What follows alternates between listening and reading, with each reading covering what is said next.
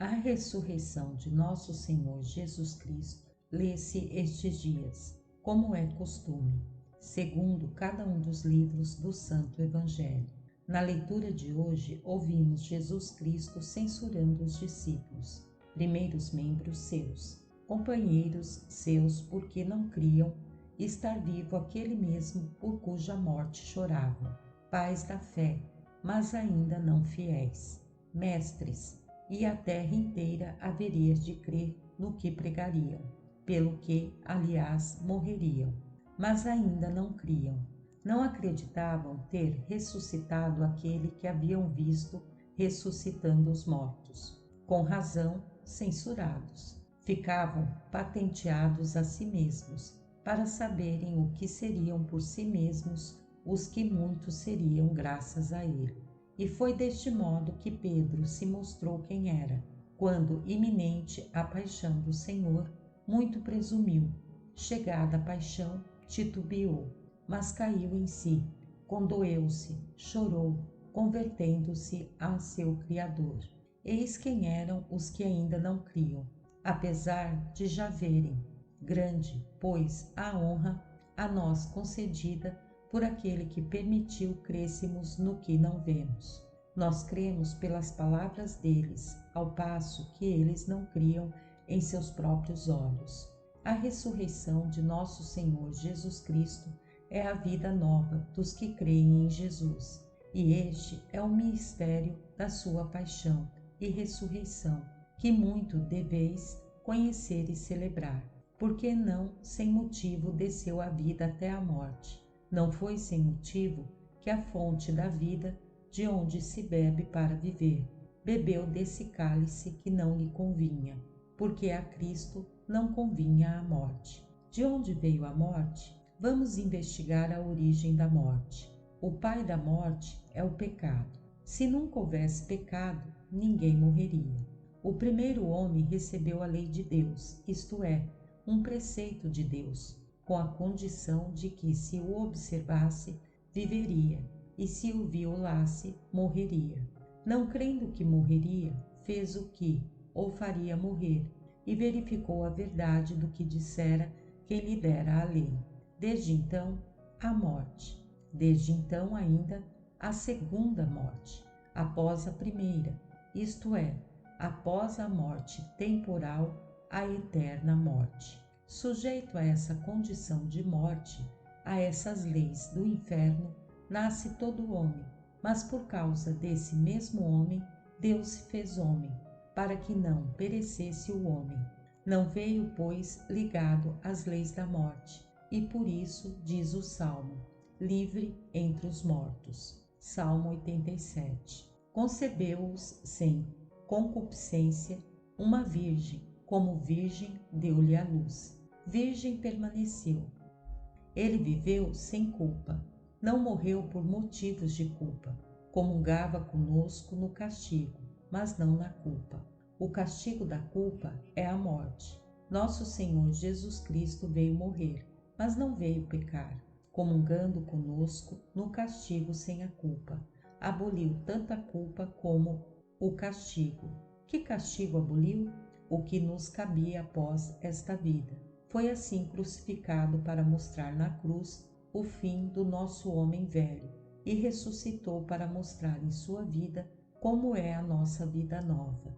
Ensina-o o apóstolo. Foi entregue por causa dos nossos pecados. Ressurgiu por causa da nossa justificação.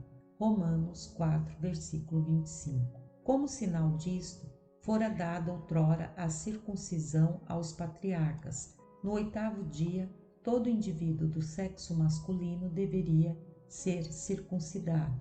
A circuncisão fazia-se com cutelos de pedra, porque Cristo era a pedra. Nesta circuncisão significava-se a expoliação da vida carnal, a ser realizada no 8º dia para a ressurreição de Cristo, pois o 7º dia da semana é o sábado.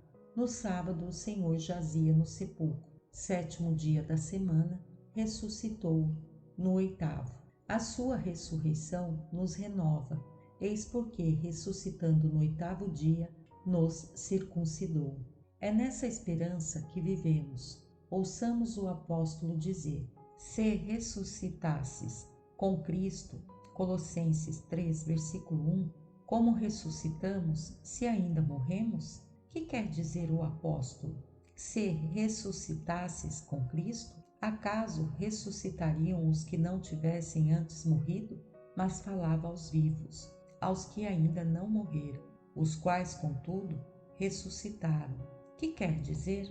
Vede o que ele afirma: se ressuscitasses com Cristo, procurai as coisas que são do alto, onde Cristo está assentado à direita de Deus. Saboreai o que é do alto, não o que está sobre a terra, porque estáis mortos. É o próprio apóstolo quem está falando, não eu. Ora, ele diz a verdade, e portanto digo-a também eu. E porque também a digo, acreditei, e por causa disto falei. Salmo 115. Se vivemos bem, é que morremos e ressuscitamos. Quem, porém, ainda não morreu, também não ressuscitou. Vive mal ainda. E se vive mal, não vive. Morra para que não morra. Que quer dizer, morra para que não morra. Converta-se para não ser condenado. Se ressuscitasses com Cristo, repito as palavras do apóstolo: procurai o que é do alto, onde Cristo está assentado à direita de Deus. Saboreai o que é do alto, não o que é da terra, pois morrestes, e a vossa vida está escondida com Cristo em Deus. Quando Cristo, que é a vossa vida, aparecer, então também aparecereis com ele na glória. São palavras do apóstolo. A quem ainda não morreu, digo-lhe que morra. A quem ainda vive mal, digo-lhe que se converta. Se vivia mal, mas já não vive assim, morreu. Se vive bem, ressuscitou. Mas que é viver bem? Saborear o que está no alto, não o que sobre a terra. Até quando és terra e a terra tornarás? Até quando lambes a terra amando-a, e te tornas inimigo daquele de quem diz o Salmo: os inimigos dele lamberão a terra.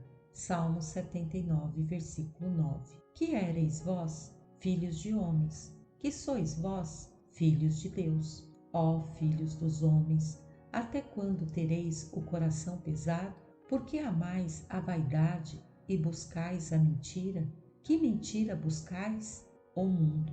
Quereis ser felizes. Sei disto. Dai-me um homem que seja ladrão, criminoso, fornicador, malfeitor, sacrílego, manchado por todos os vícios, soterrado por todas as torpezas e maldades, mas não queira ser feliz. Sei que todos vós quereis viver felizes, mas o que faz o homem viver feliz, isso não quereis procurar. Tu, aqui, buscas o ouro, pensando que com o ouro será feliz, mas o ouro não te faz feliz.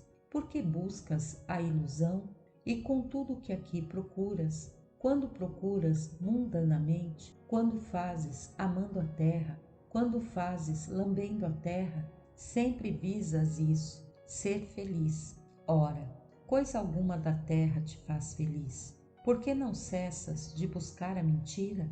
Como, pois, haverás de ser feliz? Ó filhos dos homens, até quando sereis pesado de coração? Vós que onerais com as coisas da terra o vosso coração? Salmo 4, versículo 3.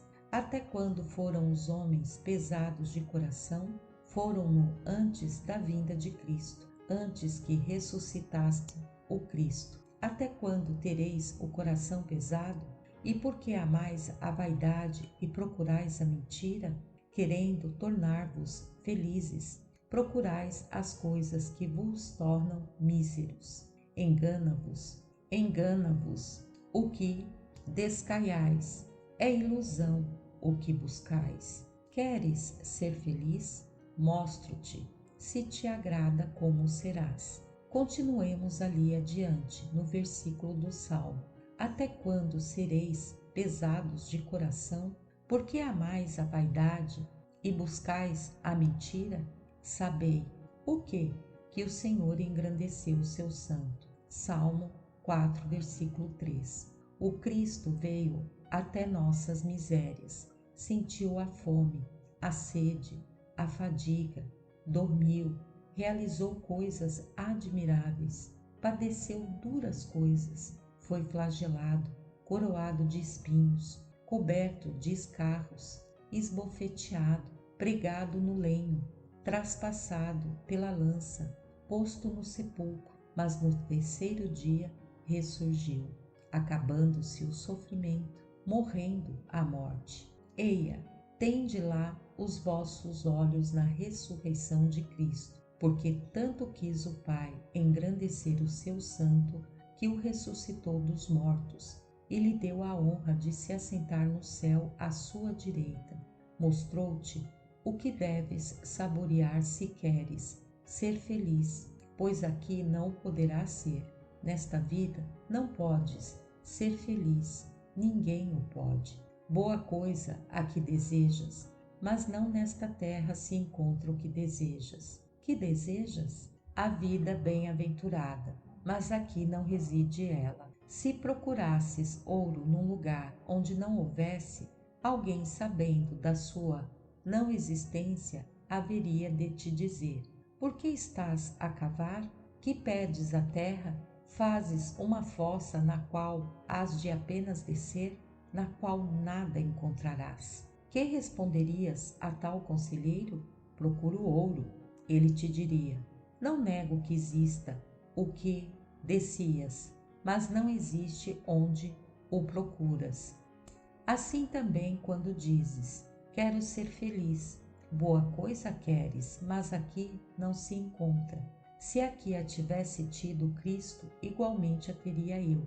Vê o que ele encontrou nesta região da tua morte, vindo de outros paranos, que achou aqui senão o que existe em abundância: sofrimentos, dores, morte. Comeu contigo do que havia na cela de tua miséria.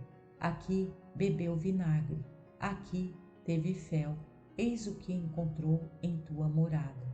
Contudo, convidou-te à sua grande mesa, a mesa do céu, a mesa dos anjos, onde ele é o pão, descendo até cá, e tantos males recebendo de tua cela.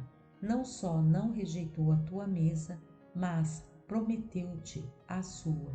E que nos diz ele?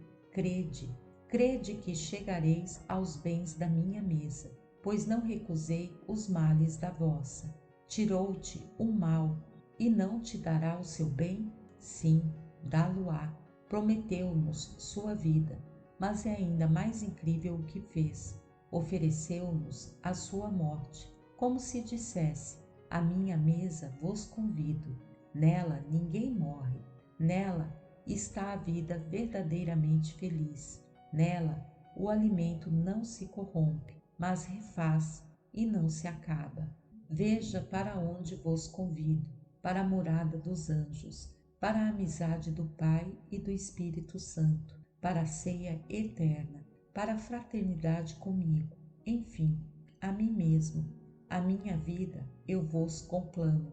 Não quereis crer que vos darei a minha vida? Retende como penhor a minha morte. Agora, pois, enquanto vivemos nesta carne corruptível, morramos com Cristo pela conversão dos costumes, vivamos com Cristo pelo amor da justiça.